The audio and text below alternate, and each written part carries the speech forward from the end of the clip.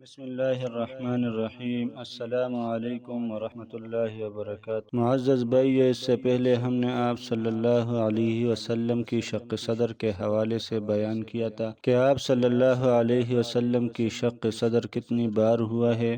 اور آپ صلی اللہ علیہ وسلم کی شق صدر کی حقیقت کیا ہے۔ آج اس ویڈیو میں ہم آپ صلی اللہ علیہ وسلم کی شق صدر کے اسرار اور رموز کے حوالے سے بیان کریں گے۔ چنانچہ ایک مرتبہ حضرت حلیمہ سعدیہ رضی اللہ عنہ کے یہاں زمان قیام میں قلب چاک کر کے جو ایک سیاہ نقطہ نکالا گیا، وہ حقیقت میں گناہ اور معصیت کا مادہ تھا، جس سے آپ صلی اللہ علیہ وسلم کا قلب مطہر پاک کر دیا گیا، اور نکالنے کے بعد قلب مبارک غالباً اس لیے دو دیا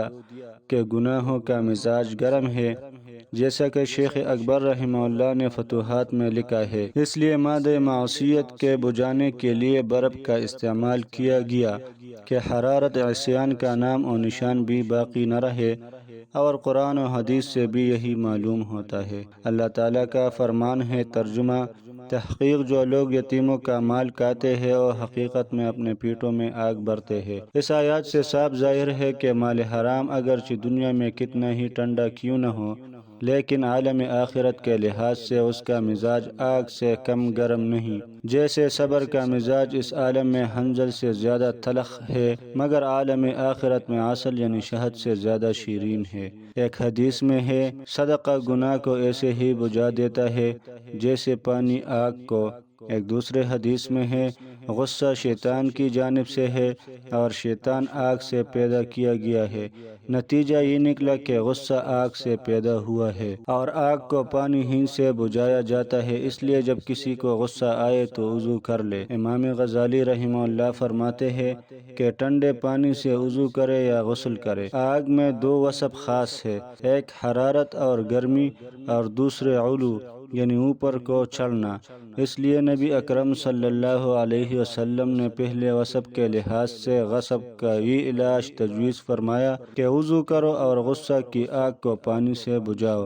اور دوسرے وصف یعنی بڑائی کے لحاظ سے یہ علاج تجویز فرمایا، جس کو غصہ آئے اور کھڑا ہو تو بیٹھ جائے، اگر اس سے غصہ جاتا رہے تو فبہا ورنہ لیٹ جائے۔ اس حدیث کو احمد بن حنبل رحمہ اللہ اور ترمذی رحمہ اللہ نے ابو ذر رضی اللہ عنہ سے روایت کیا ہے۔ غصہ کی وجہ سے انسان میں جو ایک قسم کے علو اور بڑائی پائی جاتی ہے، اس کا علاج تواضع، تذلل اور تمسکن سے فرمایا کہ غصہ آتے ہی فوراً زمین پر بیٹھ جاؤ یا لیٹ جاؤ اور سمجھ لو کہ ہم اسی مشت خاک سے پیدا کیے گئے ہیں، آگ بگولا بننے کی کیا ضرورت ہے۔ بخاری، مسلم اور دیگر کتب صحاح میں ہے کہ نبی اکرم صلی اللہ علیہ وسلم ثنا کے بعد نماز میں دعا مانگا کرتے تھے، اے اللہ میری خطاؤں کو برف اور اولے کے پانی سے دھو دے۔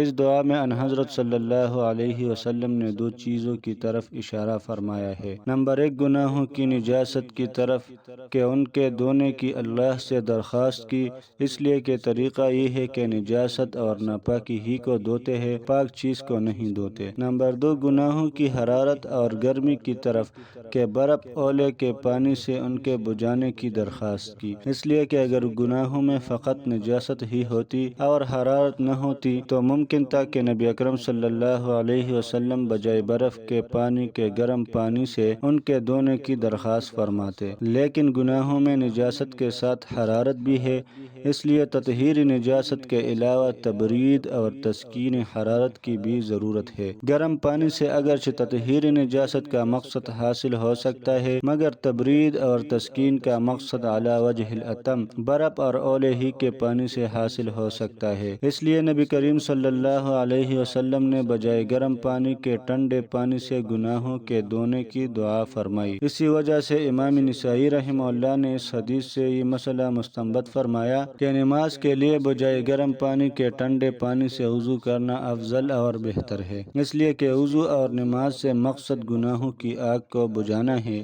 جیسے کہ ابو ذر رضی اللہ عنہ کی حدیث سے جو غصہ توسع کے علاج کے بارے میں گزر چکی معلوم ہوتا ہے، اور معجم طبرانی میں عبداللہ ابن مسعود رضی اللہ عنہ سے مروی ہے کہ رسول اللہ صلی اللہ علیہ وسلم نے ارشاد فرمایا کہ ہر نماز کے وقت ایک منادی اللہ کی طرف سے ندا دیتا ہے کہ بنی آدم اٹھو اور اس آگ کو بجھاؤ جو تم نے اپنے اوپر روشن کی ہے۔ اہل ایمان اٹھتے ہیں اور وضو کر کے نماز پڑھتے ہیں، اللہ ان کی مغفرت فرماتے ہیں۔ جس طرح ان آیات اور حدیث سے گناہوں کے مزاج کا گرم ہونا معلوم ہوتا ہے، ایسا ہی حدیث سے حب الہی اور محبت خداوندی کے مزاج کا سرد ہونا معلوم ہوتا ہے۔ حدیث میں ہے کہ نبی کریم صلی اللہ علیہ وسلم یہ دعا مانگا کرتے تھے، اے اللہ اپنی محبت میرے لیے سب سے زیادہ محبوب بنا دے، حتیٰ کہ میرے نفس سے اور میرے اہل سے اور ٹھنڈے پانی سے۔ مائع بارد یعنی ٹھنڈے پانی کا مزاج تو بارد ہوتا ہے، لیکن اہل اللہ کا مزاج بھی بارد معلوم ہوتا ہے، اس لیے کہ حق تعالی جل شانہ نے قرآن پاک میں اپنے خاص بندوں کی یہ دعا ذکر فرمائی ہے۔ ترجمہ: اے ہمارے پروردگار، ہم کو ہماری بیویوں اور اولاد سے آنکھوں کی ٹھنڈی عطا فرما، یعنی ان کی تیری اطاعت اور فرمان برداری میں دیکھوں اور تیری معصیت میں نہ دیکھوں، اس لیے کہ مومن کی آنکھ اللہ تعالیٰ کی اطاعت ہی سے ٹھنڈی ہوتی ہے، اور ظاہر ہے کہ آنکھیں ٹھنڈی چیز سے ٹھنڈی ہوتی ہے۔ معلوم ہوا کہ اطاعت خداوندی کا مزاج ٹھنڈا ہے اور معصیت کا مزاج گرم ہے، کیونکہ معصیت کا تعلق جہنم سے ہے۔ اس لیے نبی کریم صلی اللہ علیہ وسلم نے ایک ہی سلسلہ میں مائع بارد اور اہل کو ملا کر دعا فرمائی کہ اے اللہ اپنی محبت گر والوں اور ٹھنڈے پانی سے کہیں زائد ہمارے لیے محبوب بنا دے۔ اور دوسری بار 10 سال کی عمر میں جو سینہ چاک کیا گیا اور اس لیے کیا گیا تاکہ قلب مبارک مادہ لہو و لعب سے پاک ہو جائے، اس لیے کہ لہو و لعب خدا سے غافل بنا دیتا ہے۔ اور تیسری بار بعثت کے وقت جو قلب مبارک چاک کیا گیا اور اس لیے کہ قلب مبارک اسرار وحی اور علوم الہیہ کا تحمل کر سکے۔ اور چوتھی بار معراج کے وقت اس لیے سینہ چاک کیا گیا کہ قلب مبارک عالم ملکوت کی سیر اور تجلیات الہیہ اور آیات ربانیہ کے مشاہدہ اور خداوند ذوالجلال کی مناجات اور اس کی بے چوں اور چگون کلام کا تحمل کر سکے۔ غرض یہ کہ بار بار شق صدر ہوا اور ہر مرتبہ کے شق صدر میں جداگانہ حکمت ہے۔ بار بار شق صدر سے مقصود یہ تھا کہ قلب مطہر اور منور کی طہارت اور نورانیت انتہا کو پہنچ جائے۔